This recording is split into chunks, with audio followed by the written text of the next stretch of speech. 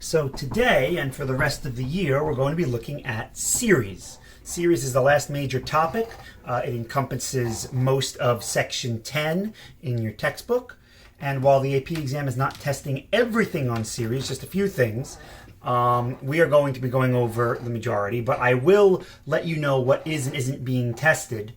But it is important to see it all just so you have those tools, but there's not things that I'm going to give you practice problems on. We'll focus just what's being tested because I know that people are stressing over the AP exams at this point, and we can always come back to the other stuff after those exams. So, what is a series? Well, we start off by considering a sequence. And one of the reasons that we learn sequences or go over sequences in the calc class is because series are defined by sequences. So we start off with a sequence. This is a general sequence that starts from 0 and goes to infinity. So it's A0, A1, A2, A3, and so on, off to infinity, infinite sequence. Now, we're going to do a little bit of assigning. Let S0 equal just the first term in this sequence. Let S1 equal the sum of the first two terms. Let S2 equal the sum of the first three terms. S3 equal the sum of the first four terms. S4 equal the sum of the first five terms, and so on, till you have S sub n equaling the sum of the first n plus 1 terms. Again, n plus 1 terms because I chose to start my sequence from 0. Then we can define a new sequence. A sequence of these sums, where the first term is S0, the second term is S1, S2, S3, S4, and Sn. In other words, this sequence will be the sequence of A0, A0 plus A1, A0 plus A1 plus A2, and so on. And if you notice, these are all just summations. So we define a series as being an infinite sequence of partial sums, which means we're taking the terms in this sequence, the first term of a sequence, the sum of the first two terms of a sequence, sum of the first three terms of a sequence, and in this case, we're taking the first z terms of the sequence, or in this case, z plus 1 terms, adding them up, and then we'll say, what happens if, after taking that z and z plus first term, we keep going and take the z plus second and z plus third, and look at the infinite number of terms. In other words, what happens if I start adding up every single term in this sequence? Well, I get this infinite series. This S sub n is called a sequence of partial sums, because what it really is a sequence that partially adds up all the terms in this previous sequence. So a sequence of partial sums is just a sequence where each term is determined by adding a new term to the previous one. If this sequence of partial sums converges to some real number, then we say that the series converges to that real number as well. So let me give you some examples. So here we have the infinite series of a constant function 1. This would just be 1 plus 1 plus 1 plus 1 plus 1 plus 1, and so on. So what would be the sequence of partial sums here? The sequence of partial sums would be what we have 1, then we have 1 plus 1, then we have 1 plus 1 plus 1, 1 plus 1 plus 1 plus 1 plus 1, and so on. Does this sequence converge? No. In other words, when I add up all these ones, do they approach any real number that I know? Well, that would be the infinite term of this sequence, which obviously doesn't add up to a specific number. It's not approaching anything. These are just getting larger and larger and larger and increasing without bound. So this does not converge. This actually diverges. Okay, what about this one? Well, let's see. The first term in this, it will be 1. And then when n is 1, will be negative 1. So it will be plus negative 1, plus 1, plus negative 1, plus 1, plus negative 1, plus 1, and so on.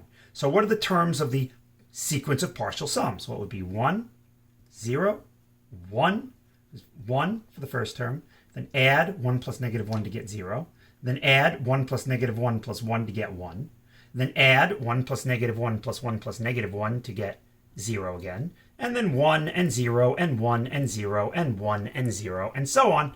This also does not converge. This doesn't grow infinitely large, this oscillates. Still, this sequence diverges. All right, what about the sum of 1 over 2 to the k?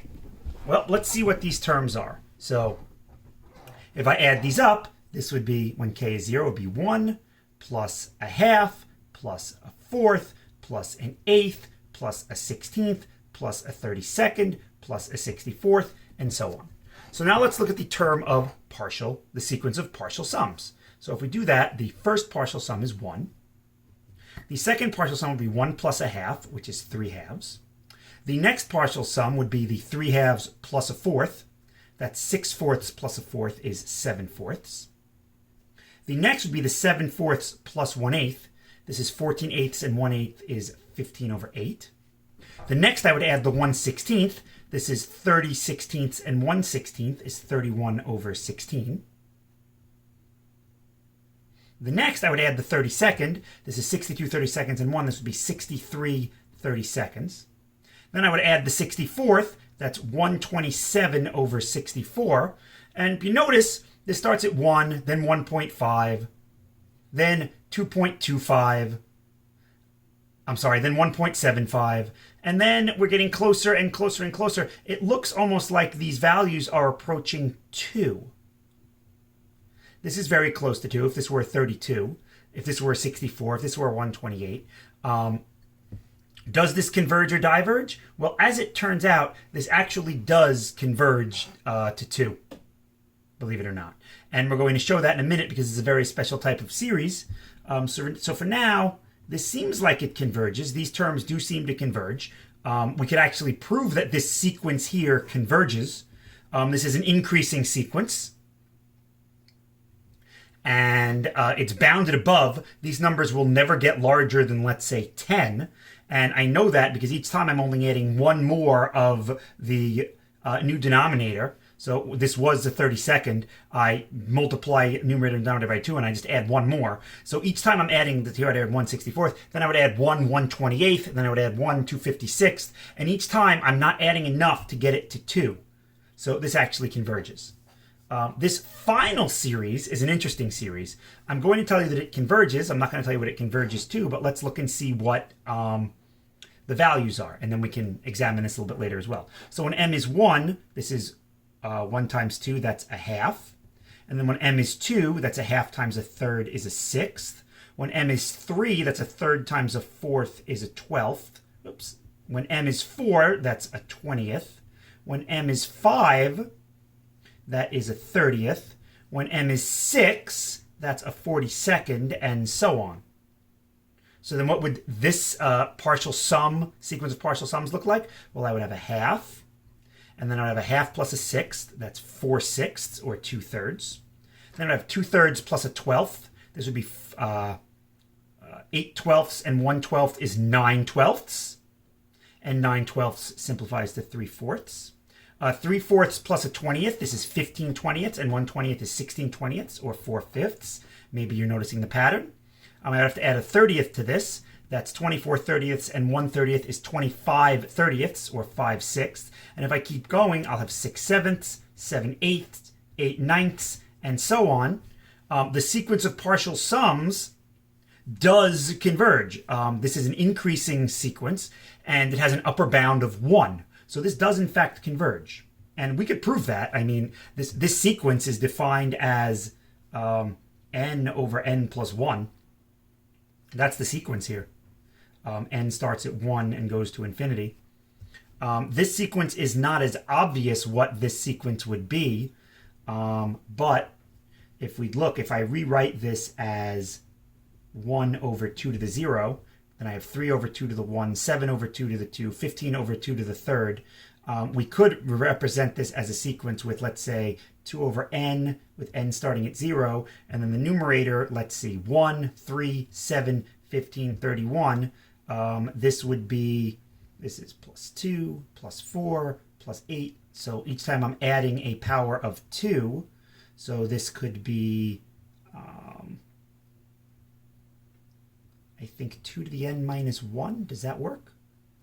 When n is 1, I get 1. When n is 2, I get 3. When n is 3, I get 7. Yep. So this is what this sequence is. And we could prove, too, I mean, this is the same sequence as 1 over minus 1 over 2 to the n as we go from 0 to infinity. We could also prove that this is an increasing sequence as well, using what we have from the other day.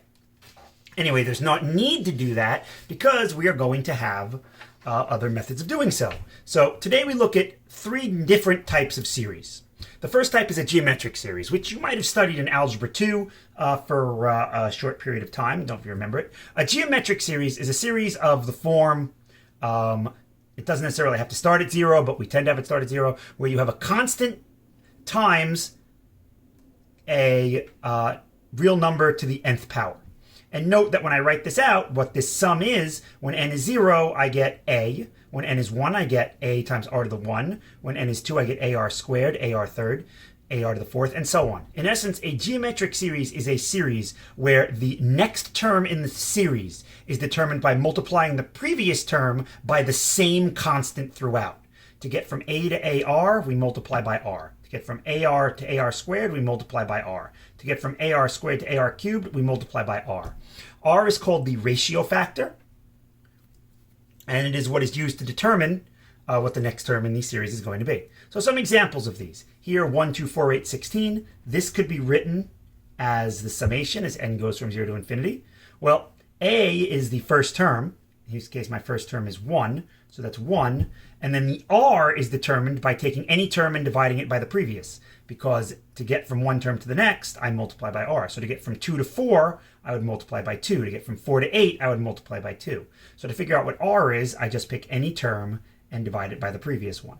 And if it's a geometric series, this should always be the same. So in this case, my r is 2. So this would be 2 to the n. So this is just the series, geometric series, summation as n goes from 0 to infinity of 2 to the n.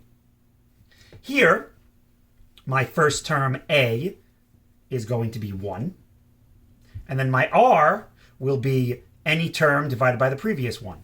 In other words, 1/2. Or you could ask, what do I have to multiply my current term by to get the next one?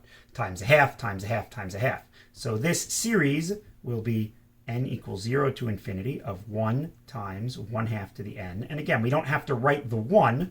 This is n approaches, equals 0 to infinity of 1/2 to the n. So the question is, what does one of these series converge to? So here's how we're going to figure that out. And this is actually kind of a really cool trick, if you will. It's been used many times before, but here's what we're going to do. So we're going to look at a general term of this sequence of partial sums. So we're going to say, let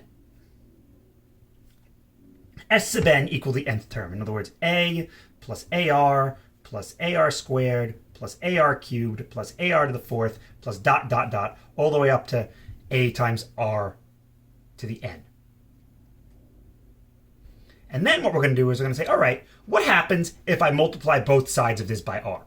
And if you're going, why are we doing this? The answer is because it gets us to where we want to. So what I'm going to do is I'm going to multiply both sides of this by r. And if I do that, note that every single term here is now going to get an extra r in each successive term in the sum. So the a becomes ar, the ar becomes ar squared, so the final term becomes a times r to the n plus 1. And in fact, I'm actually going to write it as ar to the n plus ar to the n plus 1. Just write that previous term in there. Okay? So now what we're going to do is we are going to subtract these. And if you go, well, why are we going to subtract these? Well, again, it takes us to where we want to go. If I subtract these equations, the left side is s sub n minus r times s sub n. The right side, I have a, and then ar minus ar is 0, ar squared minus ar is 0, ar cubed minus ar cubed is 0. All these terms cancel. The a times r to the n times a times r to the n is 0, and I'm left with minus a times r to the n plus 1.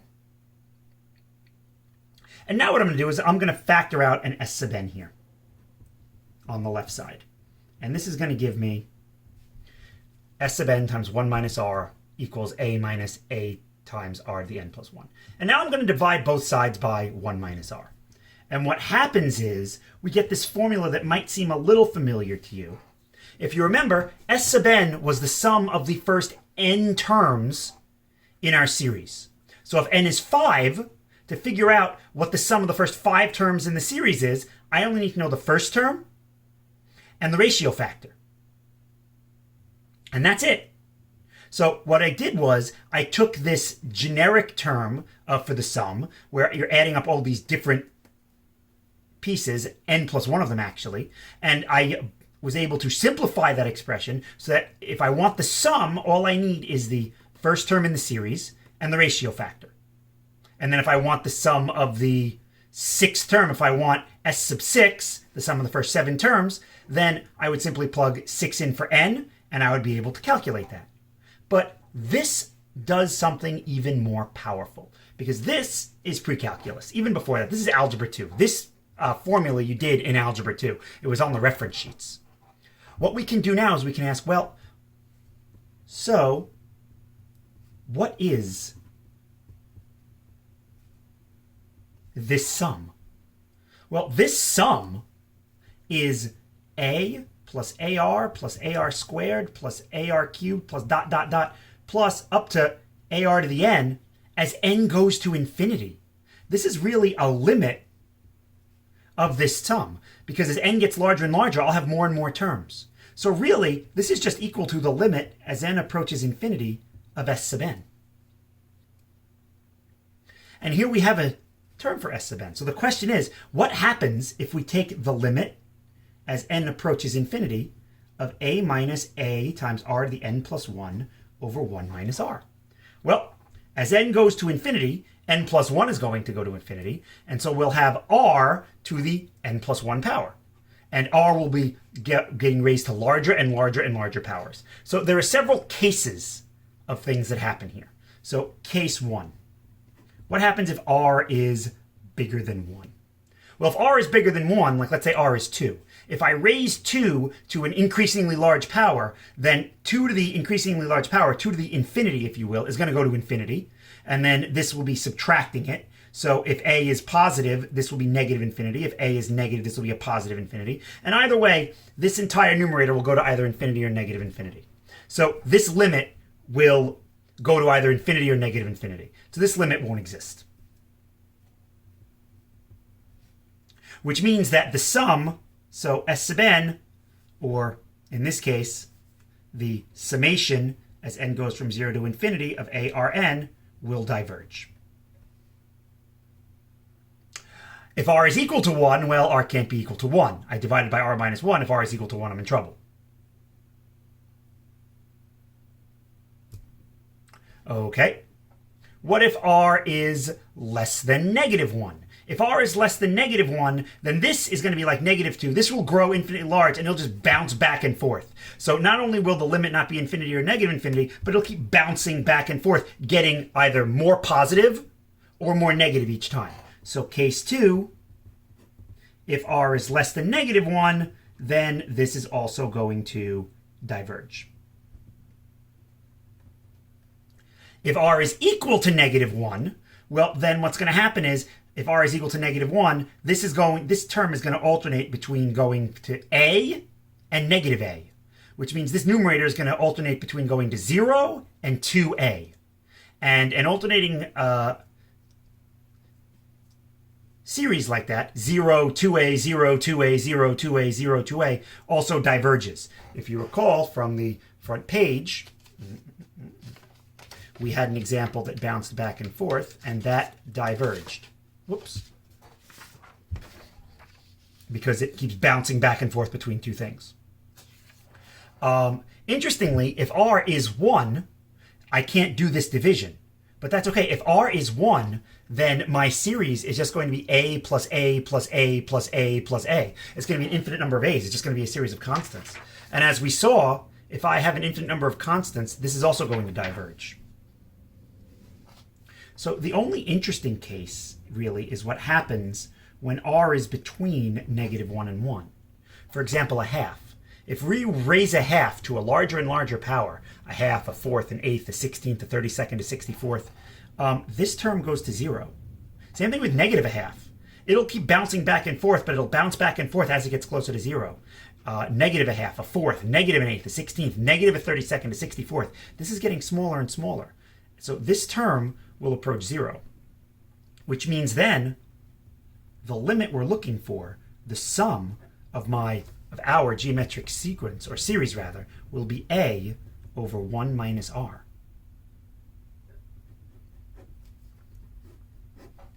And that, my friends, is actually a theorem.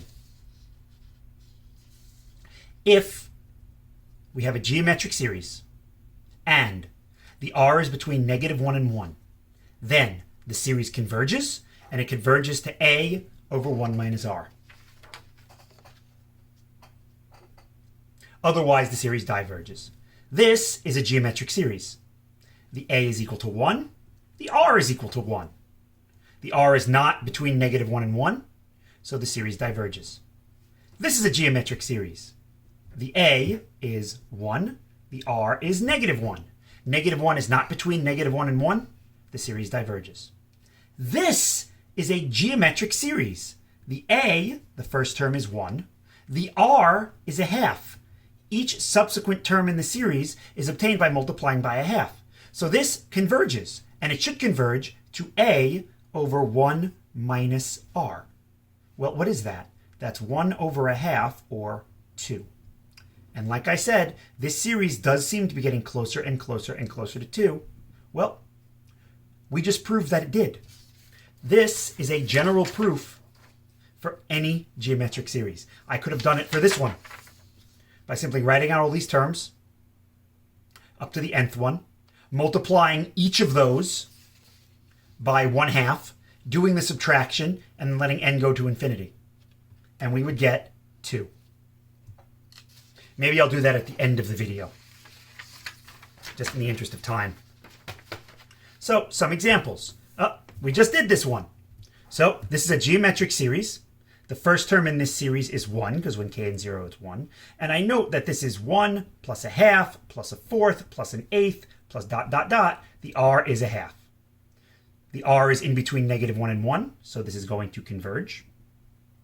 And I know that since this is a geometric series, it's going to converge to a over 1 minus r, which we already saw was 2. Okay, what about this? This is a geometric series, believe it or not. A geometric series needs to be written as a constant times some term to the nth power. And we can rewrite this as a constant times some term to the nth power. How? Well, this is the same thing as 9 to the n, 9 to the -1 to the n, that takes care of the 9 to the -n, times 9 squared. If I use my laws of exponents, this is 9 to the -n, this is 9 squared, it would be 9 to the -n plus 2. And this is 4 to the n times 4 to the 1. 9 to the -1 is a ninth. 9 squared is 81. 4 to the n and 4. This 1/9 to the n and this 4 to the n can be multiplied together because they have the same exact exponent. This leaves us with 4 over 9 to the n, and 81 times 4 is 324. And now we see that this messy looking expression is actually a geometric series. The a in this geometric series, when k is 0, I should have used k. This should have been, or rather n, should be consistent. Whoops, n, n, n. The a is the first term. When n is 0, the first term is 324. The r is 4/9. If I actually wrote out the terms of this series, to get from one to the other, I'd have to multiply by 4 over 9. And in fact, I can see that. The first term will be 4/9 to the 0. The second term will be 4/9 to the first. I've multiplied by 4/9. The next term will be 4/9 to the second. I've multiplied by 4/9. If you don't believe it, find the first few terms of this series by plugging in 0 for n, 1 for n, and 2 for n, and see that you get each successive term by multiplying by 4/9. Anyway, r is in between -1 and 1, so this series converges, and I know exactly what it's going to converge to. 324, which is the a, over 1 minus r, which is 324 divided by 5/9, or times 9/5. I'm not sure what that is off the top of my head, but let's see, we could easily do this. That's 36, 18, 21, 27. This is what it converges to. Once again, I have what looks like a geometric series. It has powers to the n, but again, there's extra stuff here. But that's okay. because we know our laws of exponents, so we can deal with this. Negative 4 to the 3n is the same thing as negative 4 to the third to the n. Over 5 to the n minus 1 is the same thing as 5 to the n times 5 to the negative 1. Negative 4 to the third is negative 64. And the 5 to the first would come to the numerator. And now I have two terms being divided that have the same exponent. So this would be negative 64 over 5 to the n times 5. This is a geometric series. The first term in this series, n starts at 0 when n is 0, is 5. The r is negative 64 over 5. Well, this term is less than negative 1. So, since r is less than negative 1, the series diverges.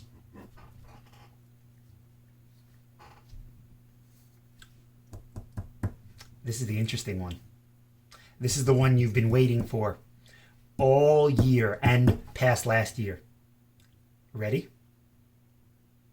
This series will be 9 plus, when k is 1, 9 tenths, plus 9 hundredths, plus 9 thousandths, and so on. We can rewrite this as 9 times 1 over 10 to the k. The a, when k is 0, the first term is 9. The r is 1/10. This is a geometric series with an r between negative 1 and 1, so this will converge. But what will this converge to? A over 1 minus r, or 9 over 9 tenths, which is 9 times 10 over 9, which is 10. Now, why have you been waiting the entire time for this? Well, what is 9 plus 9 tenths plus 9 hundredths plus 9 thousandths plus 9 ten thousandths and so on? That's 9.999999, or 9.9 repeating, which is equal to 10. And the only way that can happen is if 0.9 repeating is the same as 1. Bum, bum, bum. There is your calculus proof that 0.9 repeating equals 1.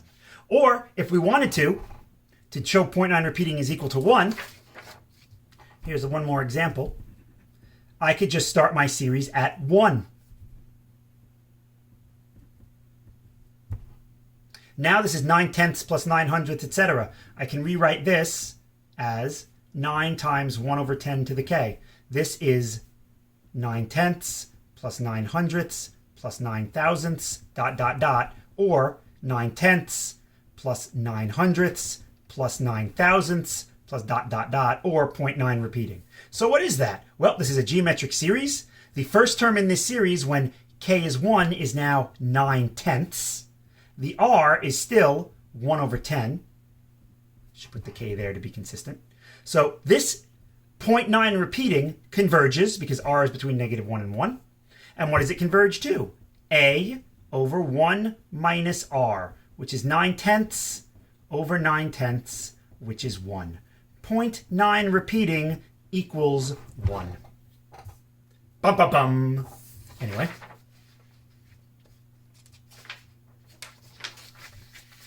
Two other types of series that we now need to be aware of. Telescoping series. A telescoping series is a series where as more terms are added, more terms are taken away. What? Well, let's take a look. Here we have a series from 1 to infinity of this difference. Well, when n is 1, I get, I'll write it down here, 1 minus a half. And then when n is 2, I get a half minus a third. And when n is 3, I get a third minus a fourth. And then a fourth minus a fifth. And then a fifth minus a sixth. And so on forever. So the question is, what's happening here? Well, one way to write this out would be to write this as the limit as n approaches infinity, and then write this as a partial sum. So this would be 1 minus a half, plus a half minus a third, plus a third minus a fourth, plus a fourth minus a fifth, plus plus 1 over n minus 1 plus 1 over n plus 1 over n, oh, that should be a minus, sorry, minus 1 over n plus 1. And then as n goes to infinity, these get larger and larger, and this is my partial sums getting infinitely large. Well, something really interesting happens here. Here we have a negative a half and a positive a half, so we'll get rid of those. And then a negative third and a positive third, and a negative fourth and a positive fourth, and a negative fifth and a positive fifth. And if I keep going, I'll have a negative 1 over n minus 1 and a positive 1 over n minus 1. Then I'll have a negative 1 over n and a positive 1 over n. So this entire expression is simply equal to the limit as n goes to infinity of 1 minus 1 over n plus 1. And we all know from the very beginning of the year that as n goes to infinity, this expression goes to 0. Well now, this converges, and it converges to 1. A telescoping series is a series where when we expand it out, we can cancel, and just like a telescope that has been expanded out, we can then crush it down, removing all of the middle terms so we just have the ends, or sometimes the ends. What about this one? This doesn't look like a telescoping series at all. Well, to do problem number 2, and I'm going to need some space for this, we can attempt to rewrite this as a sum of decomposed partial fractions. This denominator can be rewritten as k plus 1 and k plus 2. Because when we multiply them, we get that. And then if I were to solve this, 1 has to equal a times k plus 2 plus b times k plus 1. And if we do this, we find when k is negative 1, a winds up being 1. And when k is negative 2, b winds up being negative 1. So this seemingly innocuous series actually winds up being 1 over k plus 1 minus 1 over k plus 2. So once again, each time I will wind up subtracting the terms. When k is 0, here I get 1 minus a half. And then when k is 1, I get a half minus a third. And when k is 2, I get a third minus a fourth. And sure enough, this series is exactly the same as this series here. What happens if I want to take the sum or difference of a geometric series and a telescoping series? This is a single series. But the sum of the summations is the summations of the sums. So what we can do is we can simply break this up. In this case, the difference of the summations is the summations of the difference. 9 to the negative k plus 2, 4 to the k plus 1. This is a telescoping series, and we know that this converges to 1. This is a geometric series, and we know from our previous work that that geometric series converges to 2916 over 5. So altogether, this would be negative 2911 over 5. Simple as that. The final series that we have to talk about is the harmonic series. Right now, the only thing you have to know about the harmonic series is what it is and that it diverges. The harmonic series is the series defined by this expression. Basically, we add up every fraction whose numerator is 1 and whose denominator is a natural number, starting with 1 over 1. Oops. And you might say to yourself, but these terms are getting smaller and smaller. It seems like I'm adding less and less. This should converge. Unfortunately, it does not. And right now, we don't have the math to prove it, but we will tomorrow. This diverges. And now, as promised, I just want to very quickly go over the proof. We did it in general, but just to prove to you one more time that this actually does add up to 2, here's what we can do. So we can look at this and we can say, well, this series is the same as 1 plus a half plus a fourth plus an eighth plus a 16th and so on. So what we'll do is we'll look at a partial sum. Let's look at the nth sum, which is 1 plus a half plus a fourth plus an eighth plus a 16th plus dot, dot, dot, all the way up to 1 over 2 to the n minus 1 plus 1 over 2 to the n. Because if k is n, this is where I end up. And now I will multiply both sides by r. My r is a half. So this is 1 half S sub n will now equal a half, plus a fourth, plus an eighth, plus a 16th, plus a 32nd, plus dot, dot, dot, plus 1 over 2 to the n, plus 1 over 2 to the n plus 1. Now I'll do the same subtraction that I did. And I'm left with 1 minus 1 over 2 to the n plus 1, because all of these terms, if I subtract, wind up, canceling. And then I will factor out this again. I will divide both sides by 1 minus a half, or just a half, but I'll leave it as 1 minus a half. And now, remember, S sub n was the sum of the first n terms. If I want the entire summation for an infinite number of terms, that would be the limit as n approaches infinity of these partial sums, or the limit as n approaches infinity of 1 minus 1 over 2 to the n plus 1 over 1 minus a half. As n goes to infinity, this goes to 0. And we're left with 1 over 1 minus a half. Here's the a, here's the 1 minus r. This is 1 over a half, which is 2. And in fact, if you wanted to, this proof does also work with the 0.9 repeating. So if you want to try that on your own, knock yourselves out. So this lesson went okay, I think. So you get the Cetron seal of approval. But since this was your first lesson on series, let's give the Cetron series of seals approval. I think that if this series keeps going, the seals are going to diverge. And that's it.